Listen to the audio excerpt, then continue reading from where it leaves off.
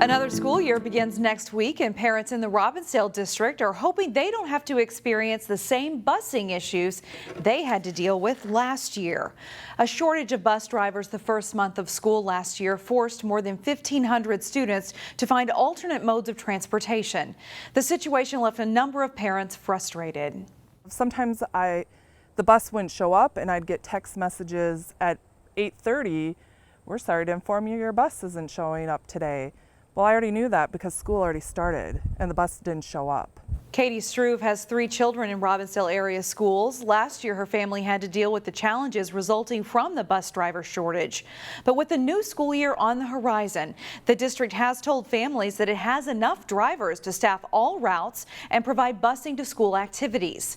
The district also believes there's enough staff hired to cover routes when a driver is out sick or has to take an extended leave. Robbinsdale Schools encourages families to download the Durham Bus Tracker app to track buses and receive messages on any potential delays. Police and school bus officials also want to remind drivers about bus safety rules.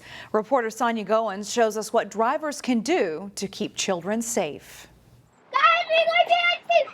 Playtime will soon be over. Tuesday. In a few days, students will be hopping on school buses to head back to the classroom. But some parents are concerned about careless drivers. I'm very worried because our street is horrible. Like, drivers just fly by. That's always been an issue. By law, motorists in both directions must stop when school bus flashing lights come on and the stop arm extends. But many drivers fail to follow the law.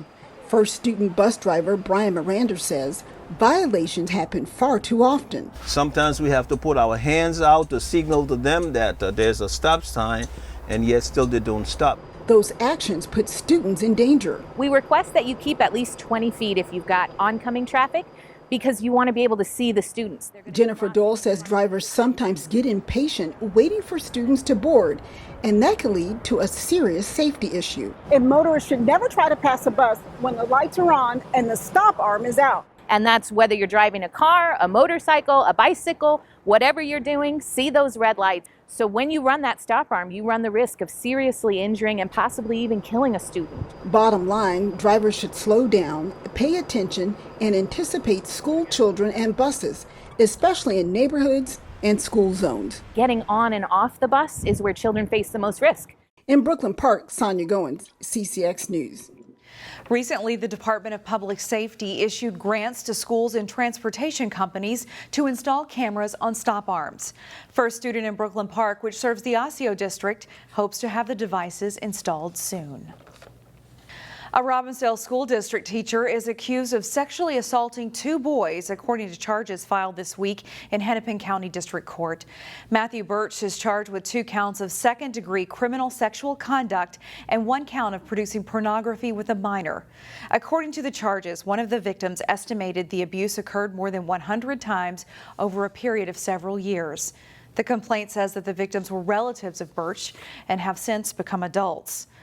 Police arrested Birch at the Fair School in Crystal, where he was assigned to teach for the upcoming school year.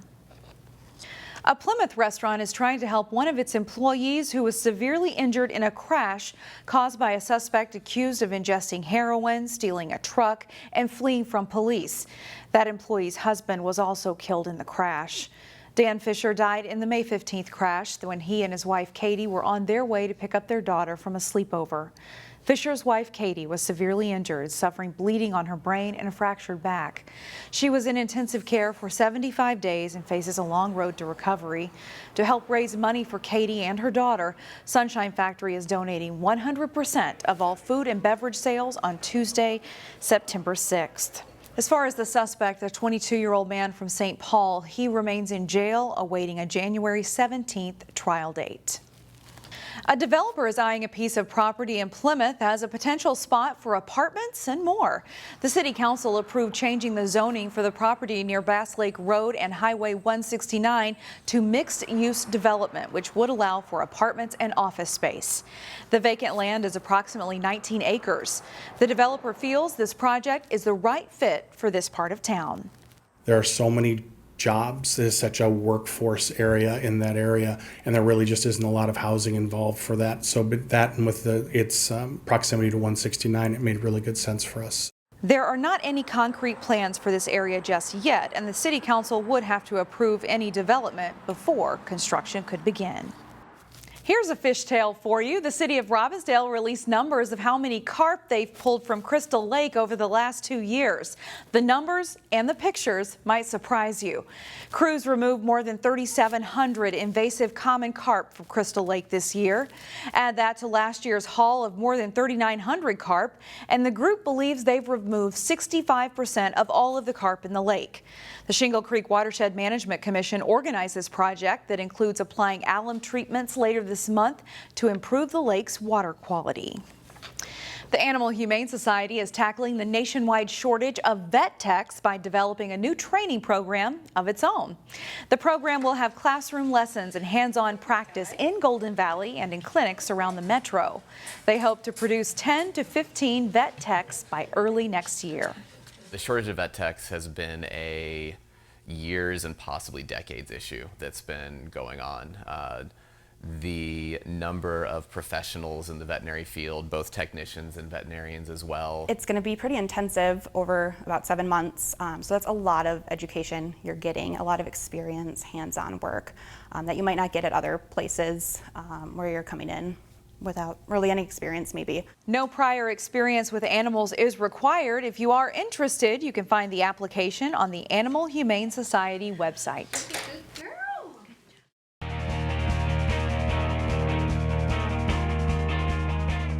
The 2022 high school football season kicked off Thursday night. Old rivals Osseo and Maple Grove went head-to-head in the team's annual meeting. A hot night for football and a nearly full house at Maple Grove Stadium. Opening drive of the game for the Crimson, and running back Jordan Alongbashu takes the handoff. He goes 19 yards for a touchdown. It's a 7-0 lead for Maple Grove just over 3 minutes into the game. After an Osseo goal line stand inside their 1-yard line, running back Bryce Hawthorne is tackled by Caden Vogel, Tanner Allbeck, and others for a safety. 2 points for the Crimson, and it's 9-0 after 1. Second quarter, the Orioles get on the board. B.J. Zacchio finds pay dirt on this 11-yard run. After the extra point, Osseo is within 2 at 9-7. Later in the first half, Alongbashu with a cutback move. He goes in from 6 yards out for his second touchdown. Maple Grove leads 16-7 at halftime. And it's all Crimson in the second half. After an Osseo turnover, Jacob Kilzer on the play-action pass finds a wide-open Sam Peters down the middle. It's a 34-yard touchdown pass. Maple Grove converts on a 2-point try to make it 24-7. Charlie Roush comes in motion on this play, gets the handoff, breaks a tackle in the backfield, and then he's gone. The senior running back goes 45 yards for a touchdown. He would later add a second TD, 4 rushing touchdowns in all on the night for the Crimson. Still in the third quarter, on the Osseo punt, the ball is fumbled and Maple Grove is all over it. Ben Jamison recovers in the back of the end zone for a touchdown. The Crimson put up 29 third quarter points as they rout the Orioles 45-7. The Totino-Grace football team had just 1 win last fall. They've already matched that after their season opener. Jason Malillo has the highlights. Totino-Grace traveling to Mounds View to open its 2022 high school football season. Second quarter, Mounds View's Sam Heinrichs gets the sack, forcing Grace quarterback Nick Ruhonen to fumble, and Will Byers recovers for the Mustangs inside the 10-yard line. And they cash in on the short touchdown pass from Owen Wark to Tyler Nystrom, 6-0 Mounds View. Later in the second quarter, Grace puts together a scoring drive. Ruhonen connects with Davin Malark. He makes a move and gets inside the 30. Then E.J. Mathias with a hard run for 6. Eagles are on the board with less than 2 minutes in the first half. And they strike again before the horn as Colin Rowe jumps the route, and it's a pick 6 for Grace and a 13-6 halftime lead. Fourth quarter, Ruhonen up top again for Malark. He makes a nice catch and then fights through a tackle and is out of bounds at the 1-yard line. That sets up the short touchdown run by Sam Johnson, and the Eagles lead 26. Later on fourth down, watch this push by the Grace offensive line, and Ruhonen breaks through the scrum and rumbles 51 yards for a score. Totino-Grace goes on to win 27-20. Jason Malillo, CCX Sports. Thanks, Jason. A tough 2021 season for Champlin Park's football team ended with a first-round playoff loss to Woodbury. Those teams met again in the season opener for 2022. Jay Wilcox has the highlights. Champlin Park hits the field for the season opener in football as they host Woodbury. Scoreless in the second when Woodbury's George Bagelos hits Quinton Cobb-Butler, who makes a nice move outside and then cuts back to score a 36-yard touchdown. The Royals go on top 7-0. That's the score at halftime as well. Early in the fourth, Woodbury drives inside the 10, but Ben Bremer speeds in for a big sack, and it looks like the drive will stall. But on 4th and goal from the 20, Bagelos keeps the play alive, drifting left and floating it to Liam Frommelt, and he goes in to score. A big play for the Royals. They lead 14-0. Later, the Rebels trying to put together a drive, but Preston Tilkey's pass is picked off by Frommelt. He weaves his way for a 62-yard interception return for a score to make it 21-0. Champlin Park scores late, but Woodbury wins at 21-7 to spoil the Rebels opener. Jay Wilcox, CCX Sports.